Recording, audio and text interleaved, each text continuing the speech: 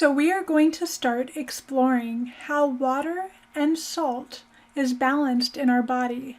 This is a surprisingly difficult topic. It seems like it should be pretty easy, but it's not. So what I mean by balance is this. Your body is trying to maintain a homeostatic level of water, meaning total amount of water in the body, and a total amount of salt. And sometimes that's referred to as a salt load. So load refers to kind of the total amount of sodium and chloride in the body. And I want to point out that I use the phrase salt, sodium chloride, and sodium all interchangeably. One of the reasons why this is a difficult topic is because we don't really have direct sensors. So for instance, it makes sense probably that if you were to drink 2 liters of water, that your water levels would go up once that water is absorbed into the body. But we don't have a direct sensor that says, oh, water is elevated, water is elevated. Instead, we have to use proxies.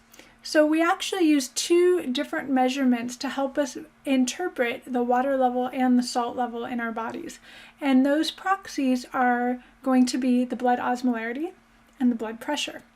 So what we're going to do is kind of go through the logic that helps us understand how blood osmolarity and blood pressure could be appropriate proxies to determine the water level and the salt level. But before we get into that detail, let's first take a look at kind of what do I mean by water balance and what do I mean by salt balance, and take a look at some details there. We are going to start with water levels. So here I have 3 reservoirs. Now let us say that this is a typical adult male and there should be 42 liters of water in total across all compartments of the body. Remember, this includes the extracellular fluid and the intracellular fluid. Here, you can see that there is less than 42 liters. And here, I'm going to say that there's actually even more water and it's spilling over. So this is going to be greater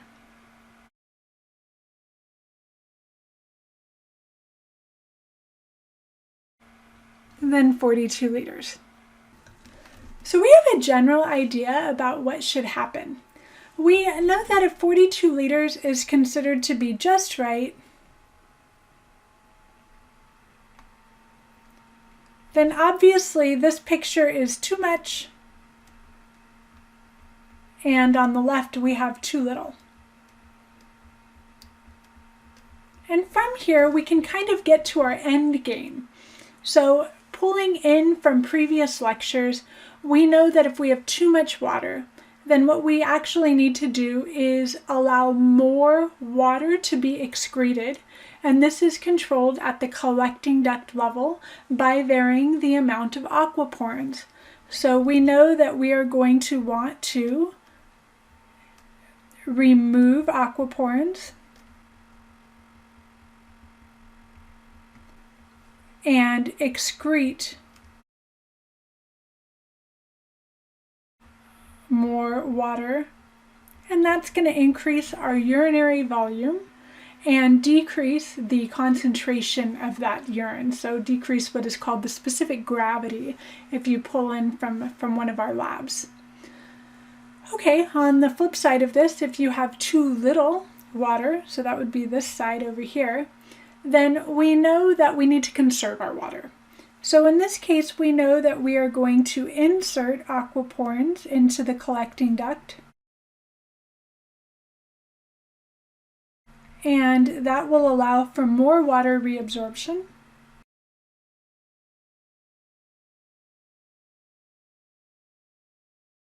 And that will also mean that we have less urine.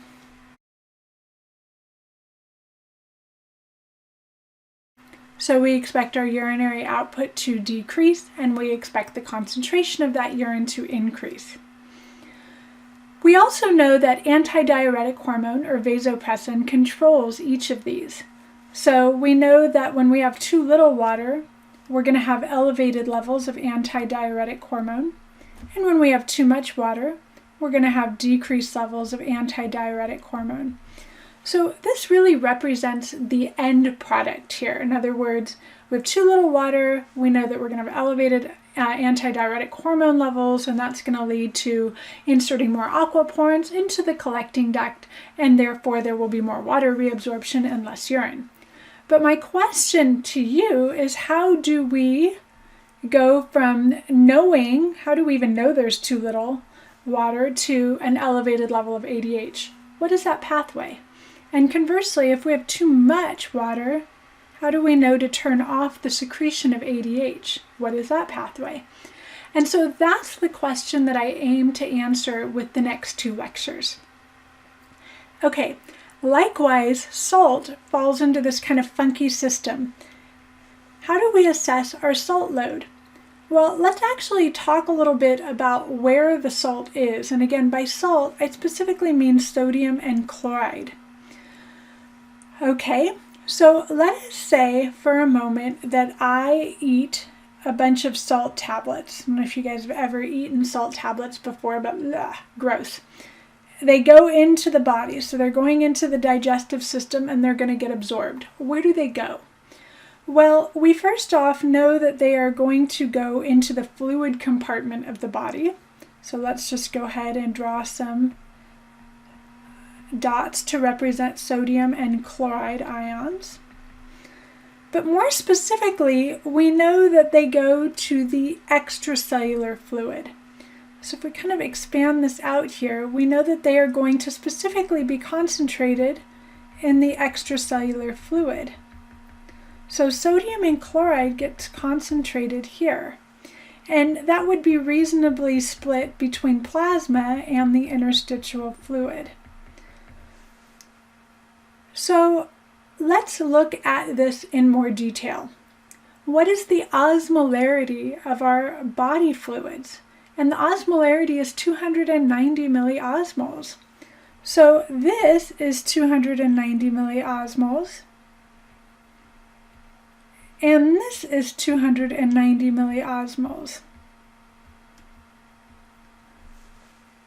They are in osmotic equilibrium, and any quick disruption will quickly be adjusted for by having water move. So if I were to, instance, add more solutes to this and increase the osmolarity, then I would expect that water would start moving from the ICF to the ECF to equalize it. So we can get changes in blood osmolarity from the 290 milliosmoles baseline, but they do tend to be somewhat temporary, meaning that they're changes that maybe last, less than probably half an hour before water moves to down its osmotic gradient until they are equalized. But what's really important here is that sodium and chloride are the dominant solutes that make up that 290 milliosmoles, but only in the extracellular fluid.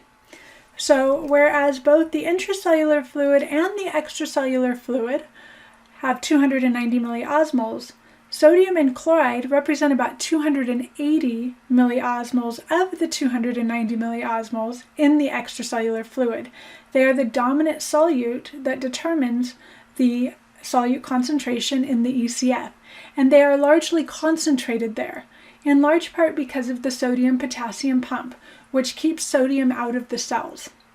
So let's stop for a moment and redraw this quickly as basically something like this, and we'll take a look at where the sodium and chloride are.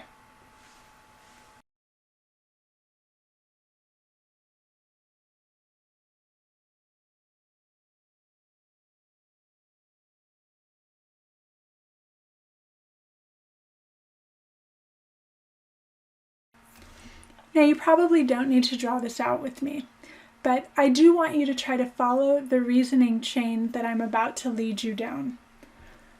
So let's first identify our various solutions.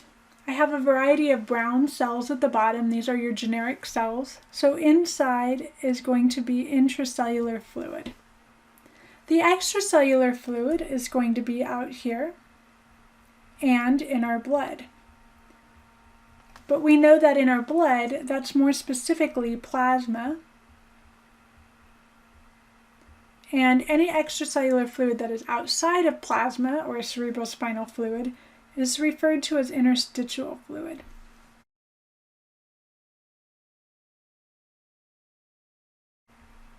All right, I'm going to use a red dot to represent sodium and chloride. Typically I use green for chloride, but I'm just going to use a red dot for sodium and or chloride.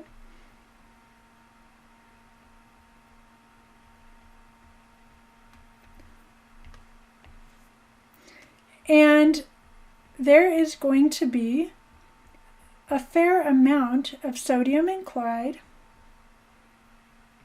in the plasma and an equal amount in the interstitial fluid, the ISF. Remember, both of these are going to be extracellular fluid.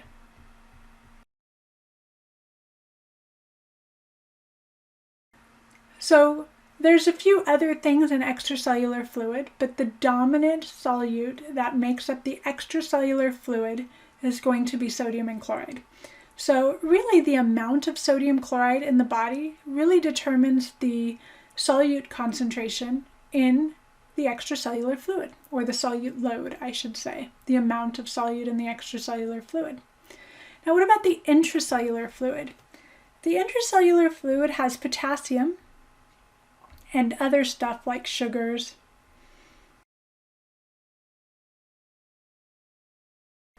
But the spread of that solute is very similar to the spread of the sodium and chloride.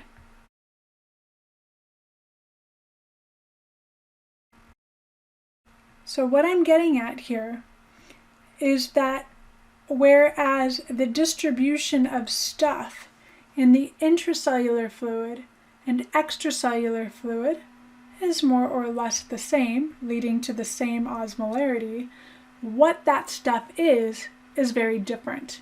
In the extracellular fluid, it is mostly sodium and chloride. In the intracellular fluid, it is going to be potassium and other stuff. Let's say that I end up eating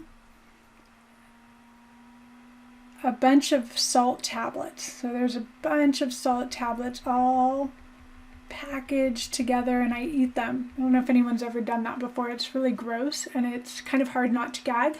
But let's say that you successfully ingest a bunch of salt tablets with no additional water. Well, that salt is going to get absorbed in the digestive system. And so the very first place that it's going to go from the digestive system is the bloodstream. So that means that that salt is going to get concentrated here. Well, now suddenly there's more stuff in the plasma than there is in the ICF. And of course, because we have bulk transport between the plasma and the ISF, this will more or less equalize out.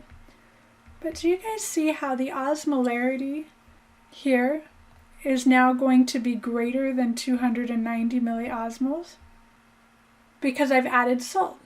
Now, the salt is going to stay in the extracellular fluid. It won't move into the intracellular fluid. So now I have an osmotic gradient. When I have an osmotic gradient, water will move to compensate.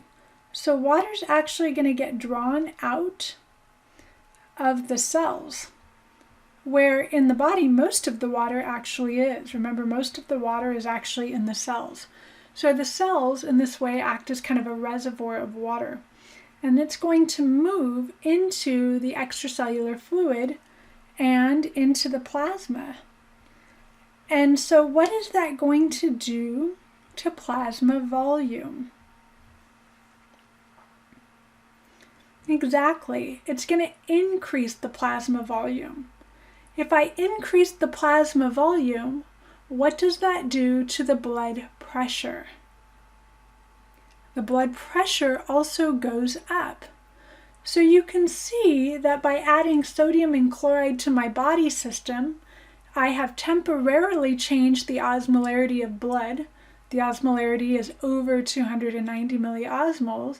And then to compensate for that increased osmolarity, water is drawn out of the cells and moves into the plasma.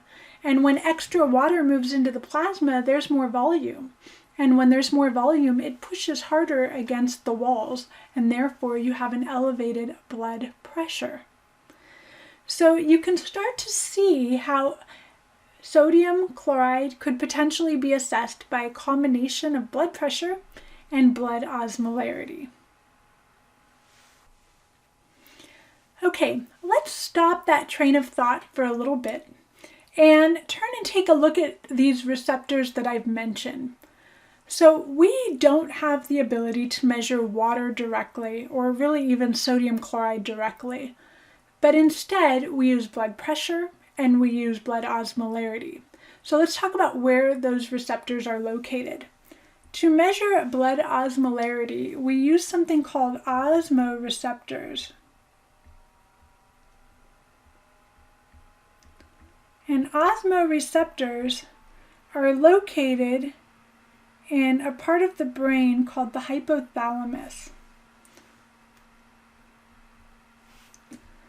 Now we are going to be getting into the hypothalamus pituitary axis when we get into endocrinology, so you might as well get familiar with the hypothalamus now. If you've had a psychology class before, you probably have heard about this hypothalamus. It's important in emotion management. But the hypothalamus also has an important endocrine function. So we're going to be learning about the hypothalamus in a little while. Again, might as well introduce it now. Osmoreceptors are going to detect blood osmolarity. The baseline that we're looking for is 290 milliosmoles. When the osmolarity goes up, that's a trigger. When the osmolarity goes down, that's also a trigger. Now, the other thing that is assessed as part of this water and salt balance is going to be the blood pressure. And the blood pressure is assessed by something called baroreceptors. And baroreceptors are located in a number of places. Baro refers to pressure. Two major concentrations of baroreceptors are going to be shortly after blood is ejected from the left ventricle, where the blood pressure presumably would be some of the highest. So one place where we are going to find a baroreceptor or series of baroreceptors, because they're sensory neurons, is going to be in this aortic arch. And then, coming off the aortic arch, you have the brachiocephalic trunk and carotid arteries, and eventually you have carotid arteries that are going to split to external carotid arteries and internal carotid arteries, and that split happens right around here. And that area is called a sinus. It's a little pouch or outcropping, and there are baroreceptors in there as well. So I don't particularly test you on where the baroreceptors are going to be located, but do know that they are receptors that are sensing stretch. So when blood pressure is really high, we expect a really strong pulse, right? So you can feel somebody's pulse, boom, boom, boom. And so you've got these receptors, these sensory receptors that are embedded in the wall that are basically getting stretched out and going high blood pressure, high blood pressure. And they basically send that information into the brain stem, which then connects to the parasympathetic and sympathetic autonomic nervous system and makes adjustments as needed. But they can sense stretch. When blood pressure is really low, if you've ever had somebody who has very low blood pressure, it can be very difficult to find a pulse. And so there, the blood is going barely pushing against the wall. And so basically those baroreceptors sense lack of stretch. They're not getting stretched like they should be. So the baroreceptors can actually measure how much push there is against the wall after a left ventricle ejection, and therefore give you an assessment of at least what the systolic blood pressure should be. Okay, so now that we've kind of looked at that, let's actually come back to the salt idea. So we are going to take a look at two different scenarios, one where we eat lots of salt and one where we are low on salt. And we're going to come and take a look at how does this affect blood osmolarity and blood pressure. Well, we already did the lots of salt. I said, imagine if you just ate salt tablets. So what happens to those salt tablets? They go into our digestive system, they get absorbed into the bloodstream, and the sodium and chloride stays in the extracellular fluid. So this is going to cause a temporary blip, an increase in the blood osmolarity, and water is going to compensate. So water is going to move from the intracellular fluid to the extracellular fluid where there's more stuff, because there's an osmotic gradient, until the osmolarity becomes equal and all the solutions are isoosmotic to each other. So we have here an increase, and really it's kind of temporary, because water will quickly equalize it out.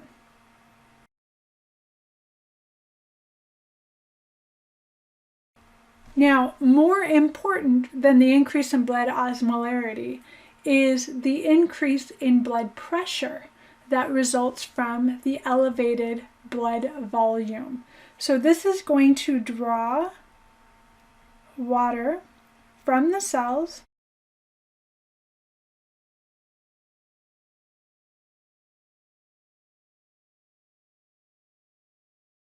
and move it to the extracellular fluid, and that includes plasma.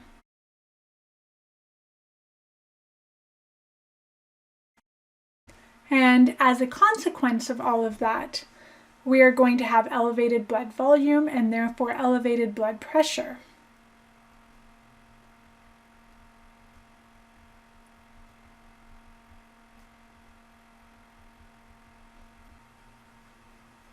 I'm highlighting this because that's the really important part.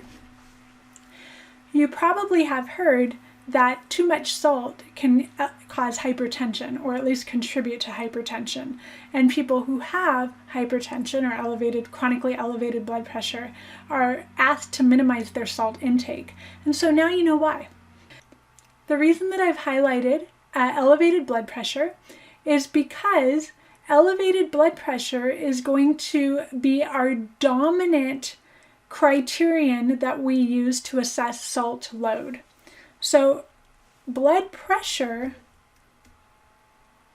and I'm using BP as an abbreviation for blood pressure,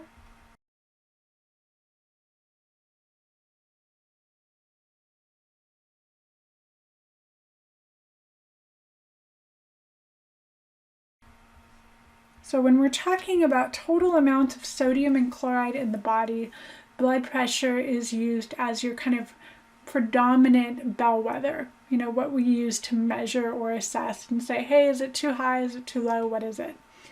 Osmolarity is used secondarily. So osmolarity is still going to be part of the factor. Don't think it's not. But blood pressure is the dominant measurement tool that is used.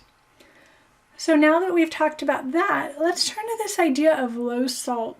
It's a little hard to believe that, there are cases where our salt load gets too low, but there are.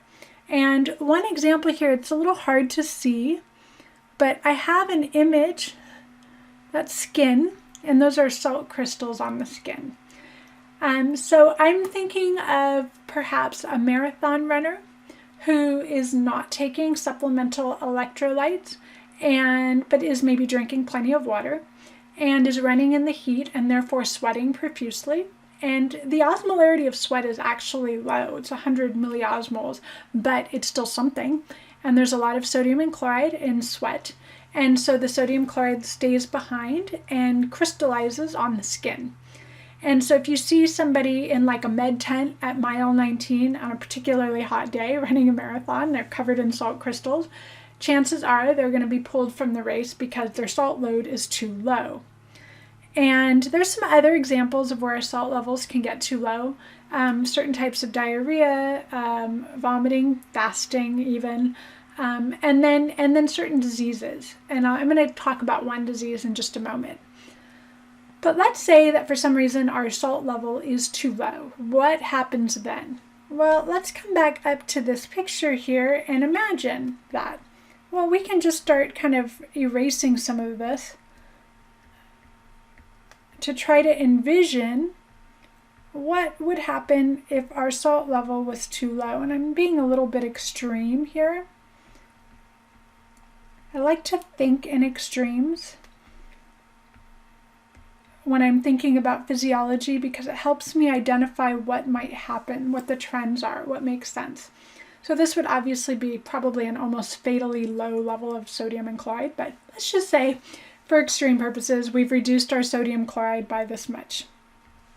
Okay, so hopefully everybody can see that by removing sodium and chloride, by having a low level, we also have a drop in osmolarity.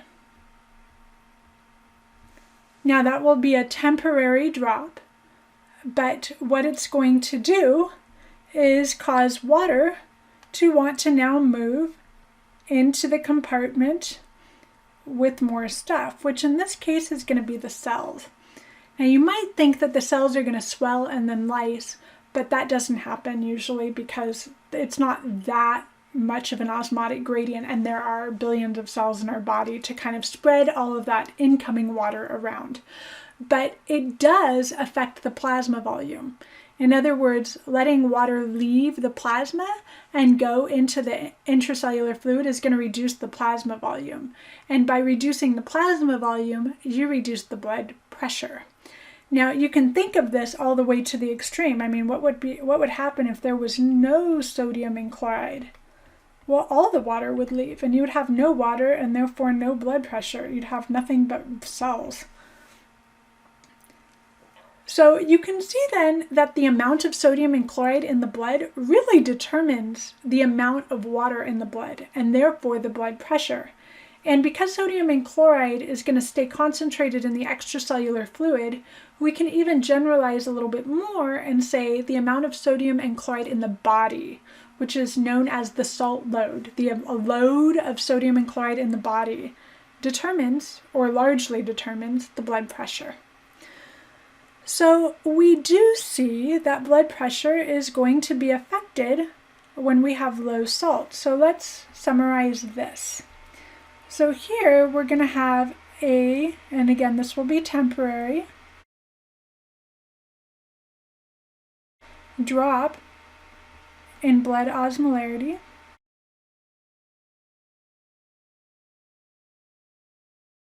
And now the cells are going to have a higher osmolarity than the extracellular fluid.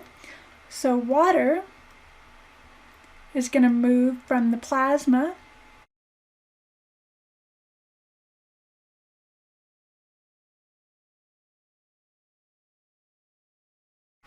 into the cells. And as water moves from the plasma into the cells, the volume of plasma drops.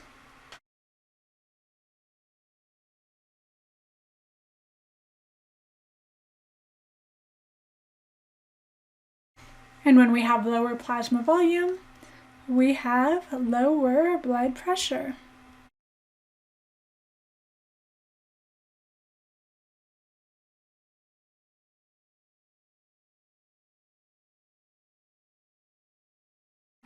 Now I mentioned that there are some kind of unusual cases where you could have low salt levels, being a marathon runner, certain types of diseases like diarrhea.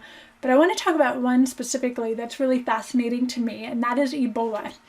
So Ebola, of course, has a very high mortality rate, very scary disease to get. And when people think of Ebola patients, they think of blood coming out of their eyes and their nose and out of their mouth. They often have an image of these people dying because they've lost too much blood. And indeed, Ebola patients suffer from hypotension, too low blood pressure. But it's not usually because they bleed out too much, although certainly that contributes. Rather, the disease of Ebola is one where Ebola infects the adrenal glands. So do you know what hormone is secreted by the adrenal glands? Aldosterone.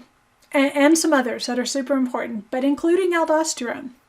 So imagine if the adrenal gland stops secreting aldosterone. What might you get? If you stop secreting aldosterone, then you're going to remove all of the sodium-potassium pumps out of the basolateral membrane and the distal tubule. What does that do? That is going to decrease the amount of sodium that gets drawn out of the distal tubule. In other words, you decrease the sodium reabsorption erroneously. Not because that's what your body should be doing, but because there's just no aldosterone because the adrenal gland is infected. So Ebola actually causes hypotension mostly by infecting the adrenal gland.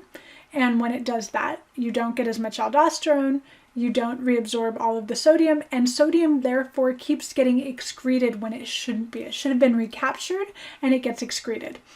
Along the same time, you have to remember that you're suffering from diarrhea, you're vomiting, so you're not really eating much of the sodium that you need to replace the lost sodium that you've let go into the bladder accidentally because you don't have aldosterone because it's infected. And as a consequence, your blood pressure gets really low. So for Ebola, we do see death from multiple organ failure because of low blood pressure because of an infected adrenal gland, not necessarily because they've liquidated their organs and they're bleeding out. And when we see a low blood pressure, you can see this is a very low blood pressure here. I circle it for you, 49/35. One of the things that the body will do, look at this heart rate, is it will try to increase the heart rate to try to compensate for low blood volume. So in other words, how do you get blood pressure? Well, part of it is volume, the amount of push that the fluid has against the walls. So how much volume fills your blood vessels or your pipes. And then the other part of it is how much force is behind it. So the left ventricle, the idea is, well, I'm just going to beat more often and try to generate more pressure that way since I don't have any volume in my blood. So you can see how important then supportive care would be with IVs that would help give you, extra sodium and chloride to compensate for the sodium and chloride that you keep letting go down into the bladder from accidental excretion. Anyway, I'm only pointing this out so that you can see that there are cases where you would have low salt, even though in the USA it doesn't seem like it's very common. So we have now covered sodium and chloride and taken a look at how blood pressure and secondarily osmolarity can help us assess our sodium and chloride load in our body. Let's turn and take a look at water. Okay, imagine that I drink 2 liters of water. That's quite a lot. I'm going to drink 2 liters of water. That water goes into my digestive system and then it gets absorbed where? Into my blood initially, right? So that water initially is going to get added into my bloodstream. So what is that going to do to the osmolarity of my blood? Exactly. I'm going to dilute out the existing sodium and chloride with new water, and that's going to make my blood osmolarity more dilute. So my blood osmolarity is going to drop, maybe to even like less than 280 milliosmoles.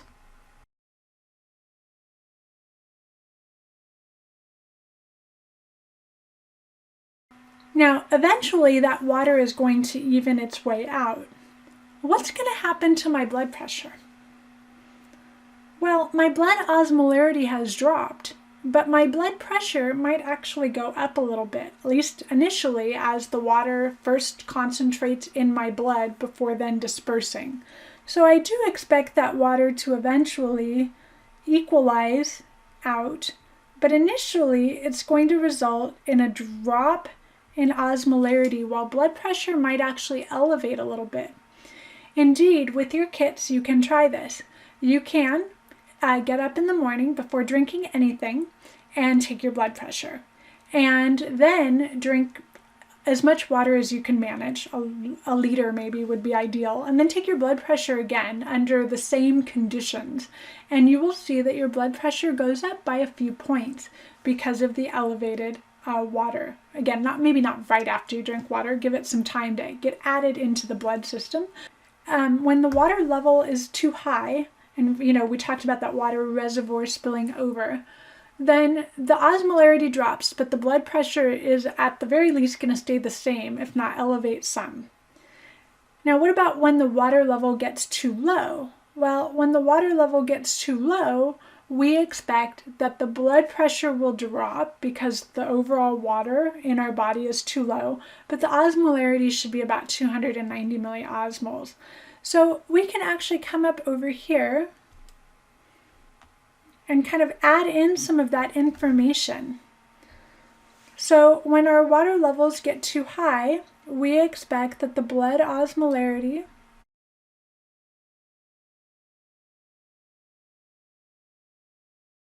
is going to be too low. So let's just say less than 280 milliosmoles. Remember, 290 is going to be our baseline. And we also expect that our blood pressure will probably be slightly elevated. If our water levels are just right, we expect that our blood osmolarity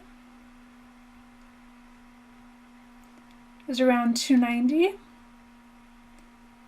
and our blood pressure is normal. And I'm just going to use a line to represent normal. Well, what happens if our water levels get too low? If our water levels are too low, it's going to be too low everywhere, including our cells, but also including our blood. So we expect to have low blood pressure, right? That's actually a hallmark of dehydration, low blood pressure, but our blood osmolarity should still be 290.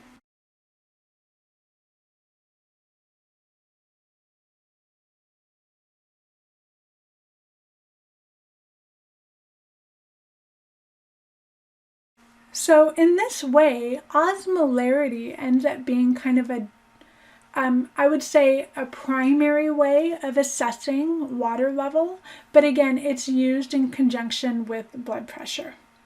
So together, osmolarity and blood pressure are going to be used to assess salt and water loads. And the final thing that we're going to do in this lecture is we're going to go ahead and basically try to predict what the blood pressure and the blood osmolarity would be in each of these conditions. So I'm going to go ahead and start with high salt and high water. So this means that what you are doing is you are ingesting salty food, so let's say like fast food with French fries or something like that, and drinking a lot of water. So what would happen? Well, in this case, you're going to be absorbing a lot of sodium and chloride and absorbing a lot of water. It really kind of depends on the ratio, are you taking more water than sodium chloride or vice versa? But we expect both the blood pressure will definitely be elevated, both because you're adding sodium and chloride and you're adding fluids. And the osmolarity will probably be around 290. Again, if you add a lot more water than salt, then maybe the osmolarity will be a little bit low. But so around 290. But the big thing here is we're going to have a very elevated blood pressure, where the osmolarity of the blood probably doesn't change that much.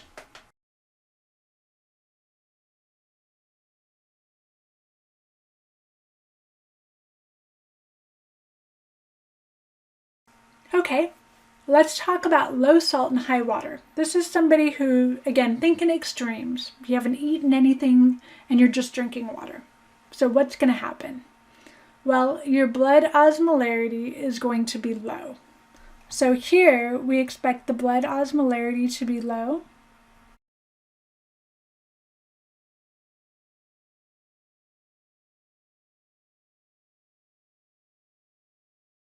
But the blood pressure might be okay. I mean, again, there can be a range. So it could be normal, it could be slightly elevated, or it could even be slightly low depending on how low the salt is. So if the salt is super low, it doesn't matter how much water you drink. You're just not going to have enough fluid in your blood. So you're not going to have a lot of blood pressure. So it really kind of depends on how low the salt is when we start. But let's just say that you fasted for a day. You haven't eaten anything for a day. So your salt is low, but it's not like dangerously low. And then you drink 2 liters of water. Okay, so your blood osmolarity is going to be low, and your blood pressure is going to certainly be normal, maybe on the lower end.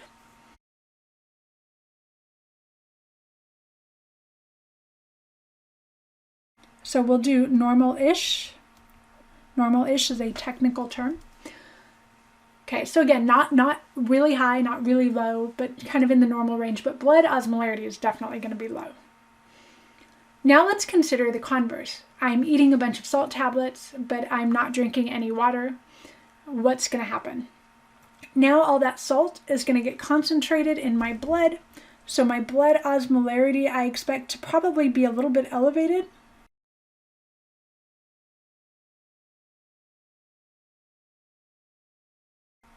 But now I'm going to draw water, and so I'm going to elevate my blood pressure.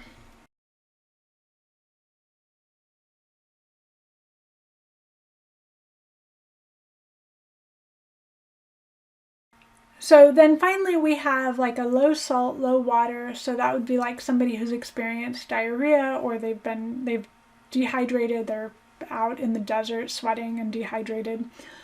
So here we expect the blood osmolarity to be normal-ish, but the blood pressure is definitely going to be low.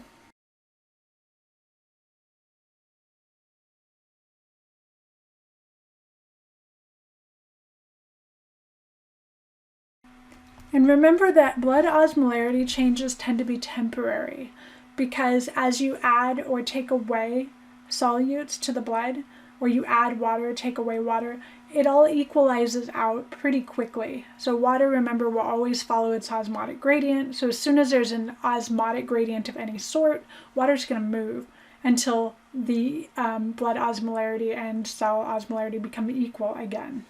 So one of the types of questions that I might have on my exam is going to be like, if you're given a high salt, high water situation, what hormones do you expect to be elevated or depressed? So let us take a look at that. So we have ADH and we have aldosterone.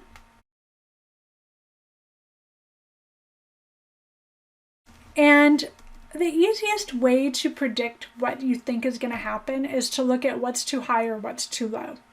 So if I tell you that you have a high salt level and a high water level, then they're both too high.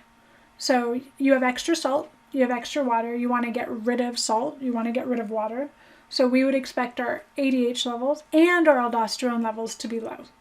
So here we would expect low aldosterone. So remember, low aldosterone means that we're going to excrete extra sodium and chloride, and we also have low ADH, which means we're going to excrete extra water.